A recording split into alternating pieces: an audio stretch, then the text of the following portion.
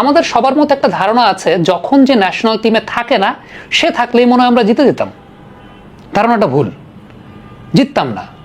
সমস্যার জায়গাটা হচ্ছে যারা ধরে ন্যাশনাল টিমে আছে তারাও তো আমাদের দেশের শীর্ষ লেভেলেরই ক্রিকেটার, তারাও আমাদের দেশের শীর্ষ লেভেলের ক্রিকেটার। এখন একটা দেশের শীর্ষ লেভেলের ক্রিকেটারদের টেকনিক্যাল প্রবলেম এত থাকবে কেন?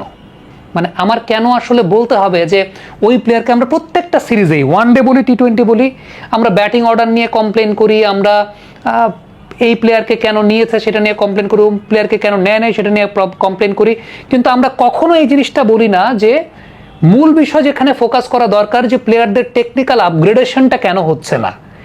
বাদ দেওয়াটা কোনো সলিউশন না। আপনি লিটনকে বাদ দিবেন কোনো সমস্যা নেই, বাদ দেওয়াটা this is not the solution.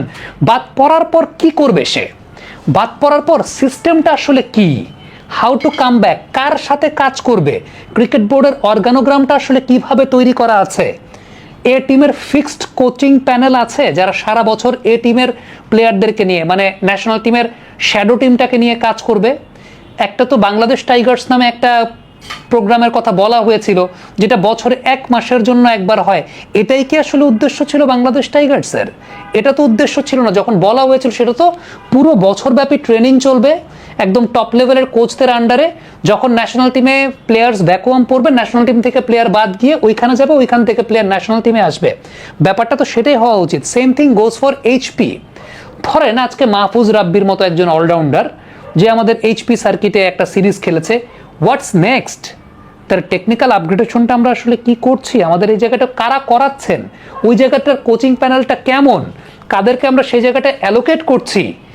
These are the facts যেখানে আসলে আপনাকে ফোকাস করতে হবে। আজকে আপনি ধরেন লিটনকে বাদ দিবেন, তাওহিদকে বাদ দিবেন, বাদ দিয়ে আপনি অঙ্কন আর নুরুল হাসান সোহানকে আনবেন, কিন্তু অঙ্কন আর নুরুল হাসান সোহানের টেকনিক্যাল আপগ্রেডেশন কতটুকু আছে? বা তাওহিদ এবং লিটন তো একটা জায়গা প্রুফ করে ওই জায়গাটায় এসেছেন। বাদ পড়ার পর তাদের জন্য প্রোগ্রামটা কি সেট করা, তারা কিভাবে এই ব্যাটিংয়ের টেকনিক্যাল ইমপ্রুভমেন্টটা করবেন, these are the things which should be, যেটা আমার কাছে মনে হয় যে আলোচনা হওয়া উচিত, উইচ শুড বি ডিসকাসড, যেটা আমাদের দেশে ডিসকাসড হয় না। আমরা ওই যে একটা কথা, আরে এর ক্যাননিসের বাদ দিয়ে দাও। একটা ছেলে একটা অ্যাচিভমেন্টের পরে একটা নির্দিষ্ট জায়গায় এসেছে, আপনার তো বলা উচিত যে ওর টেকনিক্যাল আপগ্রেডেশনটা তাহলে কেন হচ্ছে না, টেকনিক্যাল আপগ্রেডেশনটা কেন হবে না। ধরেন নাইম শেখ অনেক পরিশ্রম করেছেন, নিজে নিজে ন্যাশনাল টিম পর্যন্ত এসেছেন, এরপর উনি খারাপ খেলেছেন, আপনার জন্য খুব ইজি সলিউশন ওরে বাদ দিয়ে দাও। কিন্তু প্রসঙ্গের জায়গাটা হচ্ছে ওরে বাদ দেওয়ার চাইতেও ইন বিটুইন যে জায়গাটা যেখানে আমরা বাংলাদেশ এ টিম বলছি বা এইচপি টিম বলছি, এরা কি শুধু সিরিজই খেলবে? টেকনিক্যাল আপগ্রেডেশনের জায়গা নাই। টেকনিক্যাল আপগ্রেডেশনের জন্য ওইখানে বেস্ট পসিবল কোচেস দরকার, ওইখানে বিদেশি কোচ আরও বেশি দরকার।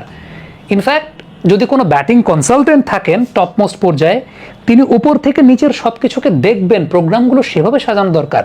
আনফর্চুনেটলি সেটা আমাদের দেশের এখানে আসলে নাই, এবং উইচ ইজ আমরা we are very much deprived of getting quality cricketers. আপনি যারাই আনেন না কেন, সত্যি একটা কথা বলে, আপনি যারাই আনেন না কেন ইন্টারন্যাশনাল স্টেজে গিয়ে আপনি স্ট্রাগল করতে দেখবেনই। সো বাদ দেওয়াটা সলিউশন না, সলিউশন হচ্ছে টেকনিক্যাল স্কিল বাড়ানোর উদ্যোগ নেওয়া, এবং কথা বলা উচিত টেকনিক্যাল স্কিল কেন বাড়ছে না সেটা নিয়ে। কমেন্ট বক্সে আপনাদের মন্তব্য মতামত জানতে চাই।